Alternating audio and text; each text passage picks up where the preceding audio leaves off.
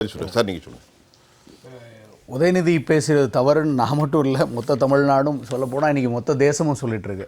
காரணம் என்னென்னா, ஒரு தமிழ்நாட்டை தலை நிமிர சொல்வோம், தலைகுனிய விடமாட்டோம்னு சொன்ன ஒரு கழகம் இன்றைக்கி தேசிய ஊடகங்கள் வழியில் அளவுக்கு தமிழ்நாட்டை முழுமையாக தலைகுனிய வைக்கக்கூடிய அளவுக்கு ஒரு எதிர்க்கட்சி தலைவரை சுமந்து கொண்டு நிற்கிறதுன்னு தான் சொல்லணும். அதனுடைய வெளிப்பாடாக தான் இன்றைக்கி அவருடைய கைது நடவடிக்கை கூட, இந்த நடவடிக்கையில் கூட அரசு என்ன சொல்கிறது, அவரை கைது செய்ய வேண்டும் என்கிற முகாந்திரம் இல்லை, விசாரணைக்காக அழைச்சிட்டு போகிறாங்க அப்படிங்கிற அந்த எண்ண ஓட்டத்தை அரசினுடைய வழக்கறிஞர் நீதிமன்றத்தில் தெரியப்படுத்துகிறார். இன்னும் சொல்லப்போனால் முன்னாள் துணை முதல்வரை, இந்நாள் எதிர்க்கட்சி தலைவரை, அவருடைய பாணியிலே சொல்லணும்னா இவங்கெல்லாம் மூன்றாம் பெரியார், இரண்டாம் கலைஞர் இப்படிலாம் சொல்கிறத விட இரண்டாம் சிவாஜி கிருஷ்ணமூர்த்தின்னு சொல்லிடலாம். அந்த அளவுக்கு அவருடைய அந்த பேச்சு என்ன, இன்றைக்கி நேற்று அவர் பேசிய பேச்சிலிருந்து ஒரு விஷயம் தெரிந்தது. கலைஞரின் வளர்ப்பு, அவங்களிருந்து வரவங்கள பேசக்கூடியவங்களாம் இப்படி தான் பேசுவாங்கிற அந்த நீட்சியை இன்றைக்கி கொண்டு வந்து ஒரு எதிர்க்கட்சி தலைவர் மறுபடியும் அதை ஊர்ஜிதப்படுத்தியிருக்காருன்னு தான் தோணுது. இப்படி ஒரு நிலைமையை, இப்படி ஒரு எதிர்க்கட்சி தலைவர் இவ்வளவு பேர் முன்னாடி, அதுவும் இல்லை அவர் சொல்கிற வார்த்தையெல்லாம் பாருங்களேன். அவர் இன்றைக்கி சொல்கிறாரு, நான் சொன்னதெல்லாம் துண்டிச்சு கட் காப்பி பேஸ்ட் போட்டு கொடுத்துருவாங்க. ஒரு நேரலையில் அப்படி பண்ண முடியுமா சார்? இல்லை, நான் இங்கே கேட்குறேன், நெறியாளராக உங்ககிட்டே கேட்குறேன். நேரலையில் பேசி கொண்டு இருக்கிறார், தமிழ்நாட்டின் எல்லா ஊடகங்களும் அங்கே நிற்குது, முழுமையாக தேசிய ஊடகங்கள் அங்கே நிற்குது. எல்லாரும் இருக்கும்போது அவங்களை சார்ந்த, அவர்கள் கட்சியை சார்ந்த அவங்களோட ஊடகங்கள்லாம் அங்கே இருக்குது. அவங்கெல்லாம் கூட சார் கட் காப்பி பேஸ்ட் பண்ணி கொடுத்துருவாங்க. அப்போ அவர் இன்னைக்கு கைது செய்யப்பட்ட பிறகு அவர் சொல்வதை கூட தான் சொன்னது தப்புன்னு உணராம, அவர் இன்னைக்கு கைது செய்யப்பட்டதுக்கு பிறகு கூட அவர் என்ன சொல்றாரு, நான் சொன்னதெல்லாம் கட் காப்பி பேஸ்ட் போட்டு இந்த அரசு சொல்லிருச்சுங்கிறார். சரி, இது எவ்வளவு தூரத்துக்கு மக்களை ஏமாத்துற ஒரு வழிமுறைன்னு பாருங்க. இப்படி ஒரு எதிர்க்கட்சி தலைவர் இந்த மாநிலத்தில் இருக்கிறார். இப்போ இந்த தலைக்குனிவை ஒரு நீட்சி உள்ள, ஒரு பெரிய வரலாறு உள்ள ஒரு கழகம் இன்னைக்கு ஒரு தலைக்குனிவை ஏற்படுத்தியிருக்குன்னா அதுக்கு காரணம் இந்த மனிதருடைய அந்த பேச்சு. இல்லை, இப்போ நீங்கள் போட்டிருக்கூடிய பிரிவு பாருங்கள், BSN 196, BSN 192, BSN 352, இவ்வளவு வழக்குகள் எப்படி போட்டிருக்கீங்க? 9 பிரிவுகள். இதுக்கு என்ன காரணம் சார்? தவறு செய்தவர்கள் யாராக இருந்தாலும், என்ன தவறுனாலும் சட்டப்படி அவருக்கு தண்டனை கொடுக்க வேண்டியது அந்த அரசனுடைய கடமை. அதனுடைய நீட்சியாக தான் அதை பார்க்கணும். இல்லை, இப்போ இதில் தகவல் நுட்ப தொழிற்சட்டம், அதாவது ஆபாசமாக பேசுதல், பெண்ணுக்கு கீழே பொது அமைதிக்கு குந்தகம் விதித்தல். ஆமாம் சார். பெண்கள் சார், இன்னைக்கு இவருடைய பேச்சுக்கு பிறகாக தமிழ்நாடு முழுக்க இருக்கிற எல்லா பெண்களுக்கும் அவர் மீது ஒரு பெரும் வெறுப்புணர்வையும் அவர் பேசிய பேச்சிலிருந்தே உருவாகிருக்கு இல்லையா? இது கீழே பெரிய கலவரம் வரும்னு போட்டிருக்கீங்க. செக்ஷன் 192 சமூகத்தில் பெரிய பதட்டமும் கலவரம் வருமா? ஆமாம் சார், அவர் பேசின பேச்சு அப்படிதான் சார். இன்னைக்கு எல்லா தமிழ்நாட்டில் இருக்கிற எல்லா இன்னைக்கு அவர் இன்னைக்கு செந்தில்ன பேசுகிறாங்க, அவங்க குடும்பத்தில் இருக்கும் எல்லாரும் சேர்ந்து உட்காந்து அதை பார்க்க முடியுமா சார்? திரு ராகுல், சோமு சட்டை போகிறக்கு முன்னாடி கேட்குறேன், நமக்கு எவ்வளவோ பொறுப்பு இருக்குது, எவ்வளவோ கடப்பாடுகள் இருக்குது.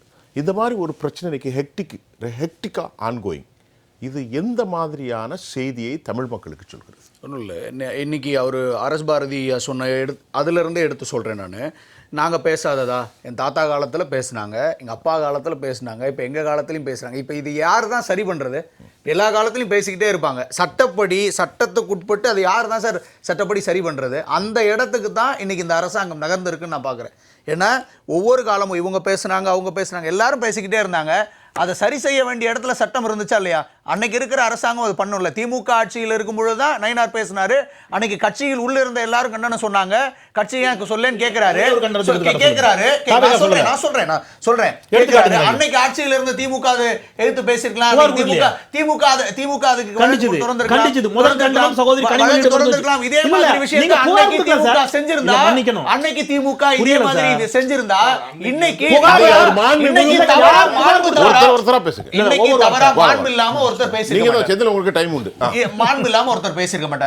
அடுத்தடுத்து சொல்றாங்க. நீங்க சொன்ன ஒரு அலிகேஷன்ஸ்ல ஒன்னு என்ன சொல்றீங்க, ஒரு அமைச்சருடைய குரல் பதிவு வச்சுக்கிட்டு அவங்க மேல ஏன் வழக்கு பதிவு பண்ணல அப்படின்னு கேக்குறேன். அது அமைச்சருடைய குரல் பதிவாங்கிறதே ஊர்ஜிதப்படுத்தல. ஒன்று யார் சொன்னா? ஊர்ஜிதப்படுத்த முடியாத, இப்ப நானே கூட இப்ப இருக்கிற AI டெக்னாலஜில அண்ணனோட குரல் எடுத்து அழகா பண்ண முடியும்.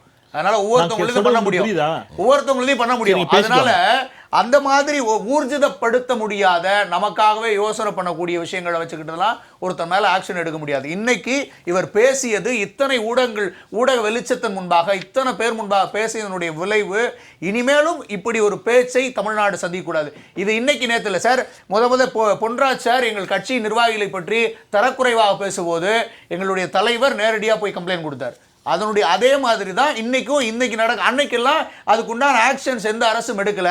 ஆனால் இந்த அரசு சட்டப்படி என்ன நடவடிக்கணுமோ அதை எடுத்திருக்காங்க.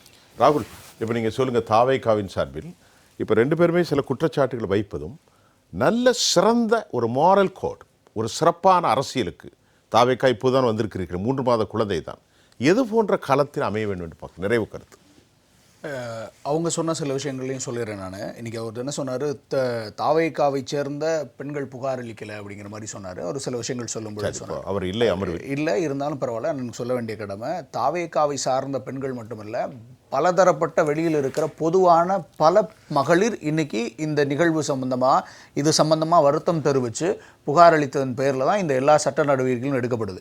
அப்போது இந்த சட்ட நடவடிக்கைக்கு முக்கியமான காரணம் என்னென்னா, நாம் என்ன சொன்ன மாதிரி எல்லா காலங்களையும் பார்த்துட்டு வந்துட்டோம். இனி இப்படி ஒரு பொது மேடையில் பெண்ணை பற்றியும் பெண்ணியத்தை பற்றியும் தவறாக அமைச்சர் அல்ல, முதலமைச்சர் அல்ல, யார் பேசினாலும் குற்றம்தான் என்று நிரூபிப்பதற்கான செயல்பாடாகத்தான் இன்றைக்கு எடுத்த அனைத்து சட்ட நடவடிக்கைகளையும் பார்க்கணும். இதை அரசியல்படுத்தக்கூடாது. ஒரு தனிப்பட்டவருடைய பழிவாங்குதல் என்னமா அவங்க எடுத்துக்கிட்டோம், ஆனால் அது உண்மை கிடையாது. சட்டப்படி என்ன நடக்க வேண்டுமோ, சட்டம் எதை செய்யுமோ அதைத்தான் இன்றைக்கு இந்த அரசாங்கம் முன்னெடுத்திருக்கிறது. பெண்களோடு பெண்ணியத்தை காக்கக்கூடிய ஒரு இடத்தில் இந்த அரசாங்கம் நிற்கிறதுங்கிறதுல ஊர்ஜிதமாக இந்த அரசினுடைய இன்றைய செயல்பாடு இருக்குது.